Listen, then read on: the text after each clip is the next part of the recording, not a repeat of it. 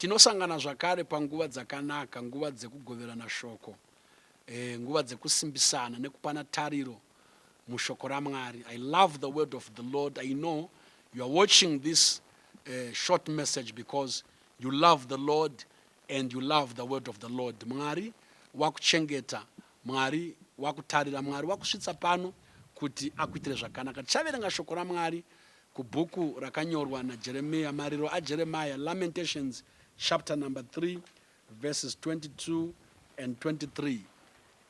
Through the Lord's mercies we are not consumed, because his compassion fail not. They are new every morning. Great is your faithfulness. His mercies fail not. They are new every morning. Great is your faithfulness. Pano tirikuona mariro a Jeremiah. Jeremiah achinamata, Jeremiah achidaidza kuna Mwari. Jeremiah unoita testify, unopupura, unoproclaima, unodeclare. Achitaura nesituation yake, achitaura nezvakamukomberedza, achitaura nehondo dzake, achitaura nemiedzo. Unoti, nekuda kwengoni dzaJehovha hatiparari. We are not consumed. There are many things that surround us whose agenda is to consume us. As a Christian, we have enemies, spiritual enemies, human enemies, who desire to consume us. Namo inokukomberedza, namo inokumomotera, ichitsvaka kukuparadza. Madhimoni anokurwisa, anotsvaka kukuparadza. Kumabasa kune vane godo, kumhuri dzatakaberekwa, kuhama dzedu kune vane ruvengo, vanorangana na Satani, vanoita sungano na diablos, dzekutuma mhepo, dzekutuma mweya yetsvina nouroyi kuti tiparare. Asi panapa Jeremiah unoti, nengoni dzaJehovha hatiparari. Kana uri mwana waMwari, hapana chinokuparadza. No weapon formed against you shall prosper. Nengoni dzaJehovha hatiparari. Zvitaurire pauri ipapo, regardless of what you are facing right now. Hauparari.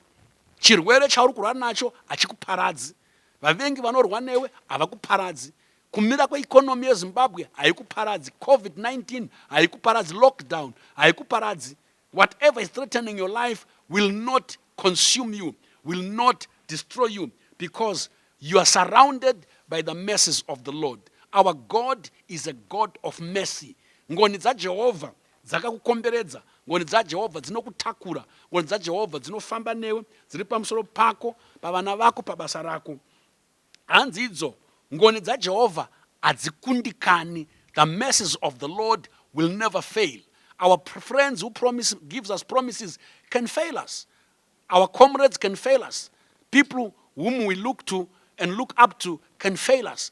But the mercies of the Lord, the compassion of God will never fail. They are new every morning. Ukapinda nezvawapindana nazvo, zvingakushungurudza nokuchemedza, ukaona uchivata, uchimuka mangwanani, mangwanani ega ega, there are mercies that are new every morning.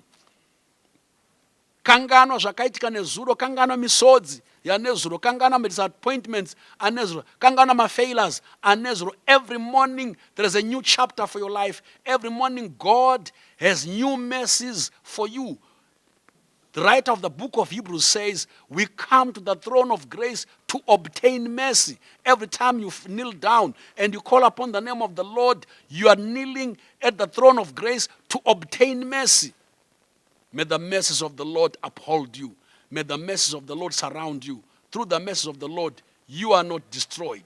You are not consumed. Your enemies will never destroy you. Whatever situation inorwadza neinorema yaunosangana nayo will never destroy you, because the mercies of the Lord are new every morning. God bless you. In Jesus' name.